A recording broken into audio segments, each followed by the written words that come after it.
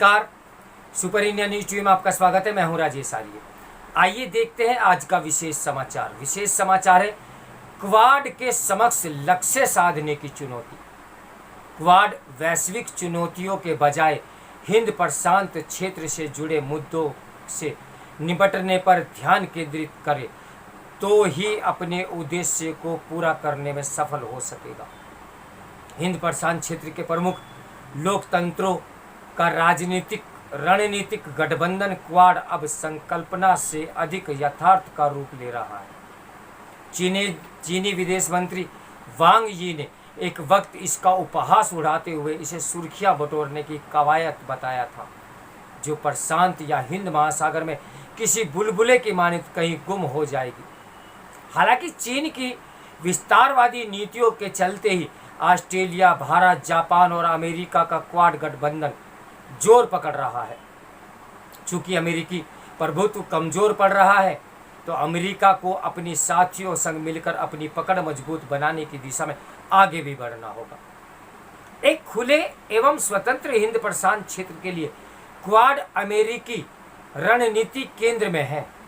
Australia और Britain के साथ आक्स जैसी पहल के बावजूद अमेरिका के लिए क्वाड की अहमियत जरा भी कम नहीं।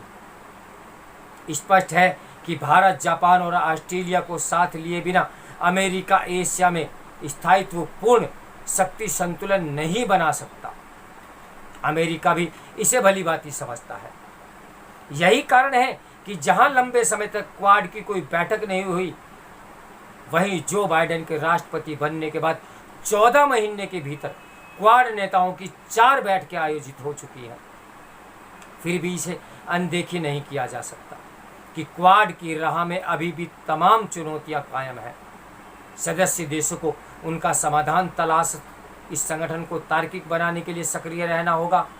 आंकड़ों के अनुसार अमेरिका और भारत इस समय चीन के भीमकाय व्यापार अधिशेष में सबसे बड़ा योगदान कर रहे हैं। इसी आर्थिक ताकत के दम पर चीन का सामरिक खतरा बढ़ रहा है। क्वाड का एक उद्देश्य चीन की सामरिक शक्ति से उपजे खतरे की काट करना भी है। दूसरी ओर ऑस्ट्रेलिया एवं जापान दोनों ने बीजिंग परिवर्तित क्षेत्रीय व्यापक आर्थिक साझेदारी यानी आरसेप को मूर्त रूप देने की अहम भूमिका निभाई है। उन्हें आरसेप से भारी आर्थिक लाभ होने की उम्मीद है। भले ही इससे हिंद प्रशांत क्षेत्र में व्यापार के गणित को तय करने में चीन की ताकत ही क्यों न बढ़ जाए। चीन लंबे समय से विदेशी व्यापार को राजनीतिक संबंधों से अलग रखने की मुहिम चला रहा है, और यह रणनीति क्वाड सदस्य देशों के साथ बढ़िया साबित होती दिख रही है। गत वर्ष चीन का व्यापार अधिशेष 676.4 अरब डॉलर के करीब स्तर पर रहा। महामारी के बावजूद विदेशी व्यापार में इतनी ऊंची बढ़त ही चीनी अर्थव्यवस्था को गति प्रदान करती रही, अन्यथा वह पटरी से उतर जाती। चीनी व्यापार अधिशेष में अमेरिका ही सबसे अहम किरदार है। 2021 में चीन के साथ अमेरिका का व्यापार घटा 25.1% बढ़कर 396.6 अरब डॉलर की नई ऊंचाई पर पहुंच गया। दूसरे शब्दों में कहें तो चीन के व्यापार अधिशेष में 60% का योगदान अकेले अमेरिका का है। वहीं भारत की बात करें तो इस साल चीन के साथ उसका व्यापार घाटा 88 अरब डॉलर तक पहुंचने का अनुमान है, कि पहले ही भारत के रक्षा बजट को पार कर चुका है। यह भी ऐसे समय में जब चीन के साथ पिछले 2 वर्षों से सीमा पर तनातनी चल रही है। इसके बावजूद सरकार चीन से जुड़े इस जोखिम को कम करके आंकड़े आंकती दिखा रही है। ऑस्ट्रेलिया और जापान को भी चीन से कारोबारी निकटता है। ऐसे में इस समस्या का सबसे अच्छा समाधान यही दिखता है कि क्वाड देश चीन पर निर्भरता बढ़ाने के बजाय परस्पर व्यापार को वरीयता दे। बीते दिनों टोक्यो में हुई क्वाड सदस्य देशों की बैठक से पहले अमेरिका ने इस दिशा में एक पहल की है।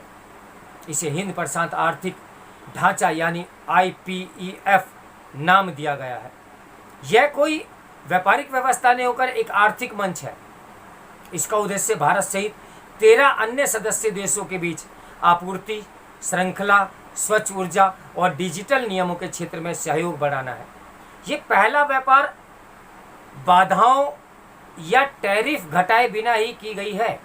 दूसरी ओर बाइडेन प्रशासन चीन पर लगे व्यापार टैरिफ घटाने की दिशा में विचार कर रहा है, जबकि इससे पहले उसने यही ऐलान किया था कि जब तक चीन अपना व्यवहार नहीं सुधारेगा तब तक ये टैरिफ जारी रहेंगे। इस तरह देखा जाए तो बाइडेन के नेतृत्व में क्वाड का ध्यान वैश्विक चुनौतियों के मामले में भी बदलता जा रहा है। ये चुनौतियां जलवायु परिवर्तन और साइबर सुरक्षा से लेकर वैश्विक स्वास्थ्य और लचीली आपूर्ति श्रृंखला से भी जुड़ी हुई है। अपने छोटे दायरों को देखते हुए क्वाड व्यापक अंतर्राष्ट्रीय चुनौतियों से निपटने में सक्षम नहीं दिखता।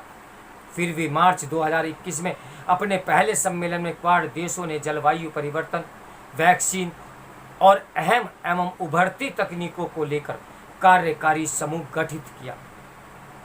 इसी साल सितंबर में जब क्वाड नेता व्हाइट हाउस में मिले तो साइबर सुरक्षा, इंफ्रास्ट्रक्चर एवं अंतरिक्ष जैसे विषयों पर 3 और समूह बना दिए। बहरहाल वादे, इरादे, उन्हें पूरा करने के बीच अंतर तो वैक्सीन के मामले में ही दिख गया, जब अमेरिका ने भारत के वैक्सीन निर्माण से लेकर अन्य देशों को उसकी उपलब्धता की राह में अवरोध पैदा कर दिया। क्वाड का टोक्यो सम्मेलन यही दोहराता है कि अत्यंत महत्वाकांक्षी एजेंडा न केवल क्वाड के हिंद प्रशांत फोकस को कमजोर करेगा, बल्कि इससे समूह को परिणाममुखी बनाना भी मुश्किल होगा। ऐसे में एक ऐसे दौर में जब अमेरिका यूक्रेन को हथियार आपूर्ति से लेकर तमाम अन्य किस्म की मदद के माध्यम से रूस के साथ छद्म युद्ध में उलझा हुआ है, तो क्वाड के समक्ष नई अनिश्चितताएं उत्पन्न हो गई हैं। ऐसी स्थिति में बाइडेन को यह भी नहीं भूलना चाहिए कि चीन में रूसी अर्थव्यवस्था को सहारा देने की क्षमता है। निसंदेह सदस्य देशों को निरंतर बैठक और व्यापक सक्रियता से क्वाड मजबूत हो रहा है, लेकिन खतरा यह है कि इससे वह अपनी रणनीतिक दृष्टि और उद्देश्य से भटक सकता है। क्वाड इस समय चौराहे पर खड़ा है। अगर वह कोई ऐसी शोपीस नहीं बनना चाहता तो केवल चीनी विस्तारवाद को बढ़ावा देता है, तो उसके सदस्य देशों को एक स्पष्ट रणनीतिक दिशा एवं मायने तलाशने होंगे। इसका पहला चरण तो यही होगा कि क्वाड वैश्विक चुनौतियों के बजाय हिंद प्रशांत क्षेत्र से जुड़े मुद्दों में से निपटने पर ध्यान केंद्रित करे। अब चूंकि अंतर्राष्ट्रीय रणनीति और कूटनीति इसमें लागू है और कार्य कर रही है, तो देखते हैं क्या होता है। इस समाचार के लेखक हैं ब्रह्मा चेलानी। तो मेरे साथ बने रहिए सुपर इंडियन न्यूज़ टीवी की ब्रेकिंग न्यूज़ के लिए। नमस्कार, मैं हूं राजेश आर्य।